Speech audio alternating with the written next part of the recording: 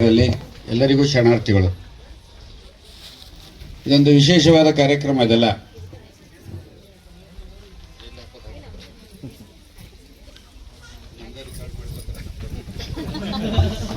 ನಮ್ದೇ ರೆಕಾರ್ಡ್ ಮಾಡ್ಕೋತಾರೆ, ನಮ್ಗ ಬೈತಾರೆ. ಮತ್ತೆ ಅದನ್ನ ಹತ್ತು ಕೊಟ್ಟವರು ಯಾರು? ಅಂಬೇಡ್ಕರ್ ಅವರು. ಈ ಅಂಬೇಡ್ಕರ್ ಅವರ ವಿಚಾರದಲ್ಲಿ ಸ್ವಲ್ಪ ನಾವು ಹಿಂದೆ ಹೋದಿವಿ ಅಂದ್ರೆ, ಒಬ್ಬ ಅವರ ಧರ್ಮಪತ್ನಿಯವರು ಎಷ್ಟು ಒಳ್ಳೆ ಕೆಲಸ ಮಾಡ್ತಾರೆ ಅನ್ನೋದನ್ನ ನಾವು ತಿಳ್ಕೊಳ್ತಕ್ಕಂಥದ್ದು. ನಾವು ಆ ರೀತಿ ಮಾಡಬೇಕು ಅನ್ನೋದನ್ನ ನಾವು ಚಿಂತನೆ ಮಾಡ್ತಕ್ಕಂಥ ದಿವಸಗಳು ಇವೆಲ್ಲ. ಅಷ್ಟು ನಾವು ಅದನ್ನು ಮಾಡೋದಿಲ್ಲ. ಹೇಳ್ತೀವಿ, ನಾವೆಲ್ಲ ಬಹಳಷ್ಟು ಕಾರ್ಯಕ್ರಮಗಳನ್ನು ಮಾಡ್ತೀವಿ, ಬಹಳಷ್ಟು ವ್ಯವಸ್ಥೆಗಳನ್ನು ಮಾಡ್ತೀವಿ, ಬಹಳಷ್ಟು ದೊಡ್ಡ ದೊಡ್ಡ ಕಾರ್ಯಕ್ರಮಗಳನ್ನು ಪೇಪರ್ನಲ್ಲಿ ಹಾಕ್ತೀವಿ.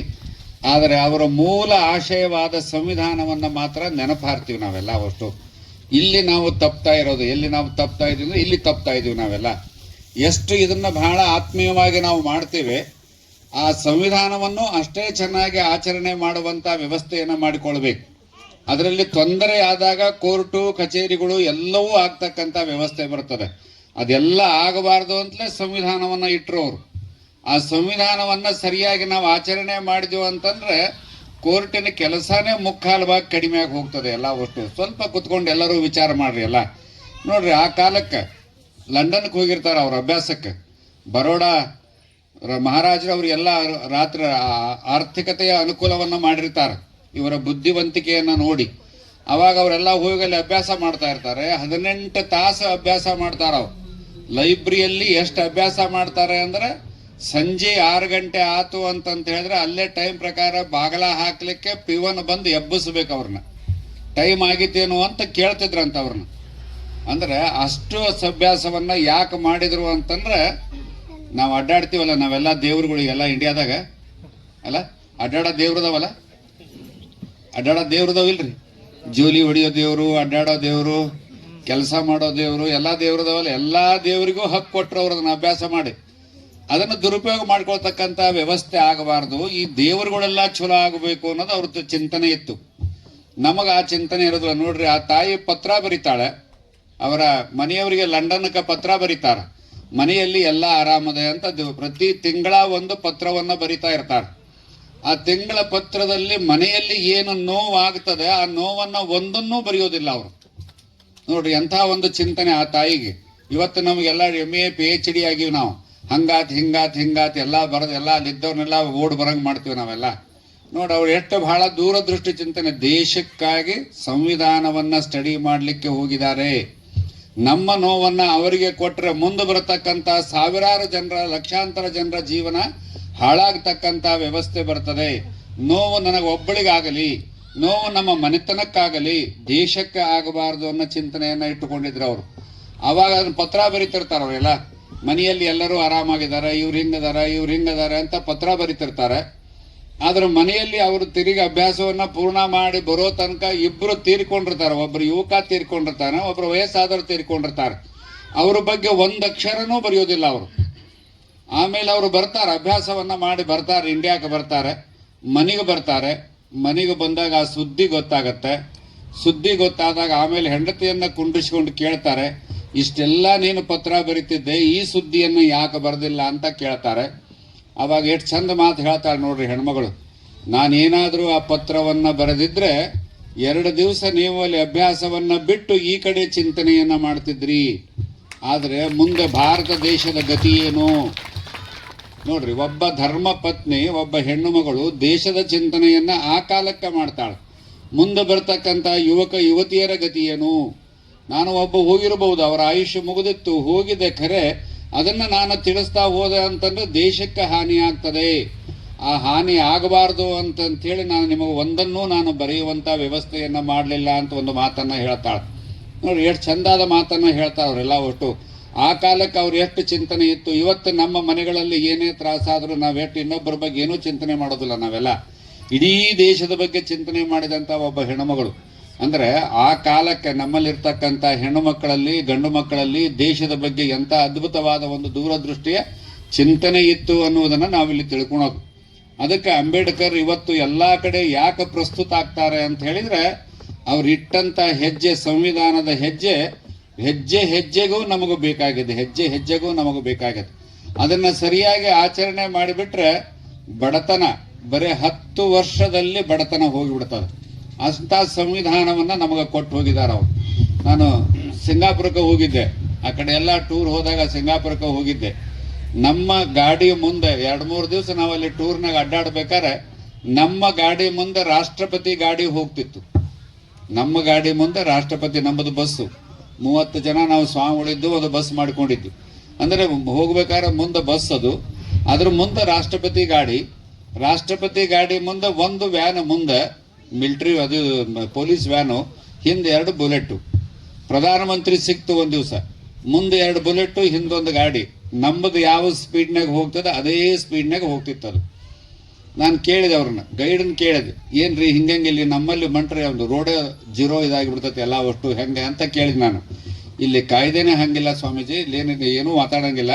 ರಾಷ್ಟ್ರಪತಿ ತಪ್ಪು ಮಾಡಿದ್ರು ಅವನಿಗೆ ಏನು ಪನಿಷ್ಮೆಂಟ್ ಆಗಬೇಕು ಅದಕ್ಕೆಲ್ಲ ಒಟ್ಟು ಅಂತ ಹೇಳಿದ್ರು. ಎಲೆಕ್ಷನ್ ಇತ್ತು ಅವಾಗ, ನಾವು ಹೋದಾಗ ಎಲೆಕ್ಷನ್ ಇತ್ತು, ಅವತ್ತೇ ಲಾಸ್ಟ್ ಇದು ಎಲೆಕ್ಷನ್ ಇತ್ತು, ಪ್ರಚಾರ ಇತ್ತಲ್ಲ. ಎಲ್ಲೆಲ್ಲಿ ಸರ್ಕಲ್ಗಳು ಅದಾವು, ಎಷ್ಟು ಪಾರ್ಟಿ ಇದಾವೆ, 2-3 ಪಾರ್ಟಿ ಇದ್ದು, ಅವರು ಒಂದೊಂದೇ ಫೋಟೋ, ಉಳಿದವ್ರು ಯಾರು ಏನೂ ಫೋಟೋ ಇಲ್ಲ ಅಲ್ಲಿ. ಎಲೆಕ್ಷನ್ ಆಯ್ತು, ವೋಟಿಂಗ್ ಸಾಯಂಕಾಲ 6 ಗಂಟೆಗೆ ಮುಗೀತು. 7 ಗಂಟೆಗೆ ಅದೇ ಸರ್ಕಲ್ದಾಗ ಹೋದ್ರೆ ಒಂದೂ ಅಲ್ಲಿ ಫ್ಲೆಕ್ಸ್ಗಳಿಲ್ಲ, ಒಟ್ಟು ಅವ್ರ ಫೋಟೋಗಳಿಲ್ಲ ಅಲ್ಲಿ. ಅಷ್ಟು ಜಲ್ದಿ ತೆಗೆದು ಬಿಡ್ತಾರ ಅವ್ರು. ನಾನು ಯಾಕೆ ಹೇಳಿದೆ ಅಂದರೆ, ಕಾಯ್ದೆಯನ್ನು ನಾವು ಸರಿಯಾಗಿ ಫಾಲೋ ಮಾಡಿದರೆ ನಮ್ಮ ದೇಶದ ಎಲ್ಲ ಸಮಸ್ಯೆಗಳು ಸರಳವಾಗಿ ಹೋಗ್ತಕ್ಕಂಥ ವ್ಯವಸ್ಥೆಗಳು ಬರ್ತಾವೆ. ಅದಕ್ಕೆ ಅವರು 18 ತಾಸು ಅಭ್ಯಾಸ ಮಾಡಿ ಯಾಕೆ ಕೊಟ್ಟರು ಅಂತ ಹೇಳಿದರೆ, ಮುಂದೆ ಬರ್ತಕ್ಕಂಥ ಜನರಿಗೆ ನನ್ನಂಥ ತ್ರಾಸ ಆಗಬಾರ್ದು. ವೈಯಕ್ತಿಕವಾಗಿ ತ್ರಾಸ ಅನುಭವಿಸಿದಂಥ ಅನುಭವಗಳನ್ನು ನೋಡಿದರೆ ಓದ್ತಾ ಇರಬೇಕಾದ್ರೆ ಸಹಜವಾಗಿ ಕಣ್ಣಲ್ಲಿ ನೀರು ಬರ್ತಕ್ಕಂಥ ಒಂದು ವ್ಯವಸ್ಥೆಗಳು ಬರ್ತಾವೆ. ಆ ಕಾಲಕ್ಕೆ ಹಂಗೆ ಇತ್ತು, ಪರಿಸ್ಥಿತಿ ಹಂಗೆ ಇತ್ತು. ಯಾಕೆಂದ್ರೆ ಚತುರ್ವರ್ಣ ಬಹಳ ಚೆನ್ನಾಗಿತ್ತು, ಬಹಳಷ್ಟು ಅದ್ಭುತವಾಗಿತ್ತದು. ಆ ಚತುರ್ವರ್ಣ ಇದ್ದದ್ರಿಂದ ಅದಕ್ಕೆ ಎಲ್ಲರಿಗೂ ತೊಂದರೆ ಆಗ್ತಕ್ಕಂಥ ವ್ಯವಸ್ಥೆಗಳು, ಶೂದ್ರರಿಗೆ ಎಲ್ಲರಿಗೂ ತೊಂದರೆ ಆಗ್ತಕ್ಕಂಥ ವ್ಯವಸ್ಥೆಗಳು, ಅದನ್ನು ಸ್ವತಃ ಅನುಭವಿಸಿದಂಥವರು. ಅವರು ಗಾಂಧಿ ಕಾಲಕ್ಕೆ ಅವರಿಗೆ ವಾದ ವಿವಾದಗಳಾಗ್ತವೆ, ಅವೆಲ್ಲ ಹೇಳೋದೇನು ಅವಶ್ಯಕತೆ ಇಲ್ಲ. ವಾದ ವಿವಾದಗಳಾಗ್ತವೆ, ಅದರಿಂದ ಮತ್ತೆ ಹೊರಗೆ ಬರ್ತಾರವ್ರು. ಮತ್ತು ಹೊರಗೆ ಬಂದು ದಿಟ್ಟವಾಗಿ ಏಕಾಂಗಿಯಾಗಿ ಓಡಾಡ್ತಕ್ಕಂಥ ಕೆಲಸವನ್ನ ಮಾಡ್ತಾರೆ. ಅಂದರೆ ಒಬ್ಬ ಮನುಷ್ಯನಿಗೆ ಸಮಾಜಕ್ಕೆ ಏನು ಕೊಡಬೇಕು, ದೇಶಕ್ಕೆ ಏನು ಕೊಡಬೇಕು ಅಂತ ಚಿಂತನೆ ಇದ್ದಾಗ ಮಾತ್ರ ಇಂಥವೆಲ್ಲ ಆಗ್ತಕ್ಕಂಥ ವ್ಯವಸ್ಥೆಗಳು ಬರ್ತಾವೆ. ಇವತ್ತು ಅವರನ್ನ ಸಂವಿಧಾನವನ್ನು ಕೊಡಲಿಲ್ಲ ಅಂದರೆ 75 ವರ್ಷ ಆಗಿದೆ. ನಾವೀಗ 75 ವರ್ಷದಲ್ಲಿ ಸಂವಿಧಾನವನ್ನು ಸರಿಯಾಗಿ ನಾವು ಅಭ್ಯಾಸ ಮಾಡಿ ಆಚರಣೆ ತಂದಿದ್ರೆ ಇಷ್ಟೊತ್ತಿಗೆ ಉಳಿದ ದೇಶಗಳೆಲ್ಲ ನಮಗೆ ಅಂಜಬೇಕಾಗಿತ್ತು. ಅಷ್ಟು ತಾಕತ್ತು ನಮ್ಮ ದೇಶದಲ್ಲಿದೆ.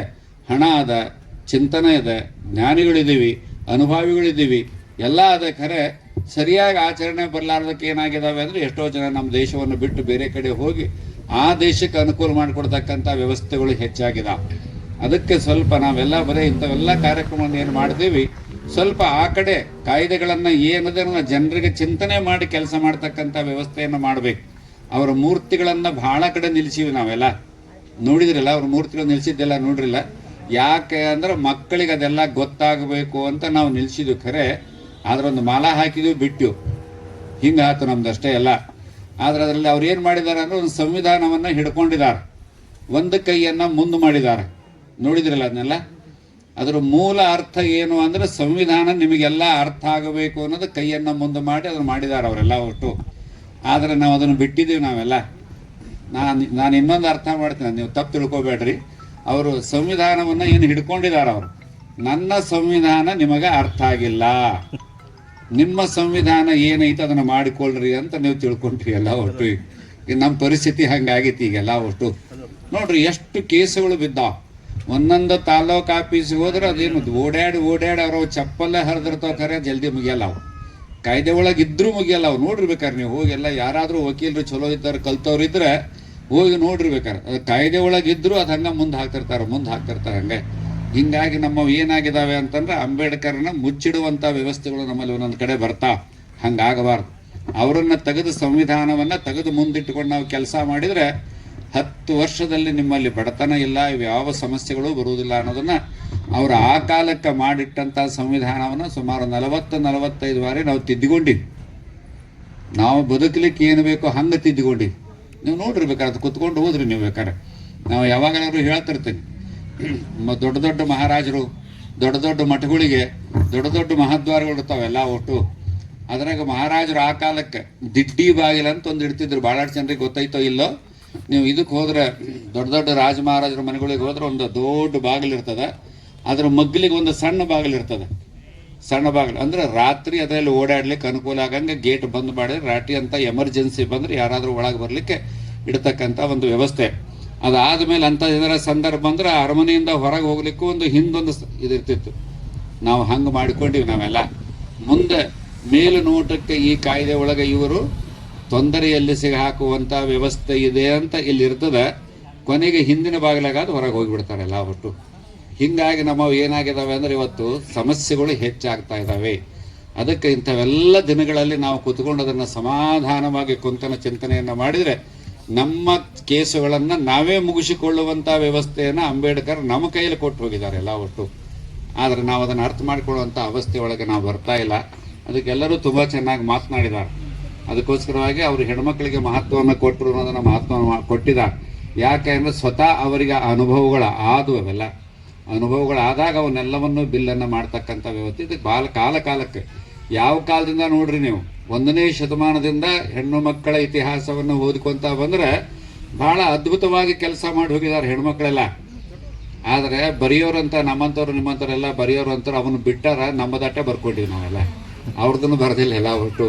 ಅವರು ದೇಶಕ್ಕಾಗಿ ಕೆಲಸ ಮಾಡ್ಯಾರ, ಸಮಾಜಕ್ಕಾಗಿ ಕೆಲಸ ಮಾಡ್ಯಾರ, ಅಸ್ಪೃಶ್ಯತೆಗೆ ಹೋರಾಡ್ಯಾರ. ಅವೆಲ್ಲ ನೋಡಿದ್ರೆ ಬಹಳ ಆಶ್ಚರ್ಯ ಆಗುತ್ತೆ, ಓದ್ಕೊಂತ ಹೋದ್ರು ಬಹಳ ಆಶ್ಚರ್ಯ ಆಗ್ತದೆ. ಅದಕ್ಕೆ ಇವೆಲ್ಲವನ್ನ ಅನುಭವಿಸಿದಂಥ ಅವರು ಮುಂದೆ ನಮ್ಮ ಪೀಳಿಗೆ ಈ ದೇಶ ಇನ್ನೊಂದು ದೇಶಕ್ಕೆ ಆದರ್ಶವಾಗಿ ಬದುಕ್ತಕ್ಕಂಥ ವ್ಯವಸ್ಥೆ ಬೇಕು ಅನ್ನೋದಕ್ಕೆ ಇಂಥ ಒಂದು ಉತ್ತಮವಾದ ಸಂವಿಧಾನವನ್ನು ನಮಗೆ ಕೊಟ್ಟರು. ಅದಕ್ಕೆ ಎಂಥವರು ಸಹಿತ ಮೇಲೆ ಬರ್ತಕ್ಕಂಥ ವ್ಯವಸ್ಥೆಯನ್ನು ಕೊಟ್ಟು ಹೋಗಿದ್ದಾರೆ. ಅದನ್ನು ತುಂಬ ಚೆನ್ನಾಗಿ ಉಪಯೋಗ ಮಾಡಿಕೊಂಡು ಆಚರಣೆ ಮಾಡುವಂಥ ವ್ಯವಸ್ಥೆ ಒಳಗೆ ನಮ್ಮ ಯುವಕರು ನಮ್ಮ ಯುವತಿಯರು ಎಲ್ಲ ಬರಲಿ. ಈಗ ಮೊದಲಿಗಿಂತಲೂ ಕಲ್ತವ್ರು ಹೆಚ್ಚಾಗಿದ್ದೇವೆ ನಾವೆಲ್ಲ.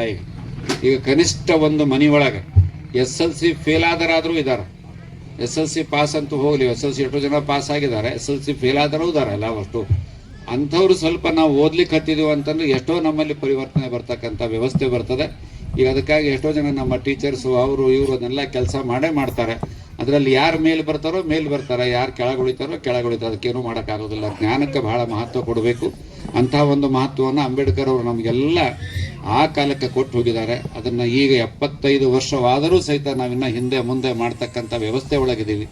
ಆ ಹೆಜ್ಜೆಯನ್ನು ಇಟ್ಟರೆ ಇಡೀ ದೇಶನೇ ಒಂದು ಹೊಸ ಯುಗಕ್ಕೆ ಬರ್ತಕ್ಕಂಥ ವ್ಯವಸ್ಥೆ ಬರ್ತದೆ ಅಂತಂತ ಹೇಳ್ತಾ ಎಲ್ಲರಿಗೂ ದೇವರು ಒಳ್ಳೇದು ಮಾಡಲಿ, ಅವರ ಮಾರ್ಗದರ್ಶನ ಸದಾಕಾಲ ನಮಗಿರಲಿ ಅಂತಂತ ಹೇಳಿ 2 ಮಾತುಗಳಿಗೆ ವಿರಾಮವನ್ನು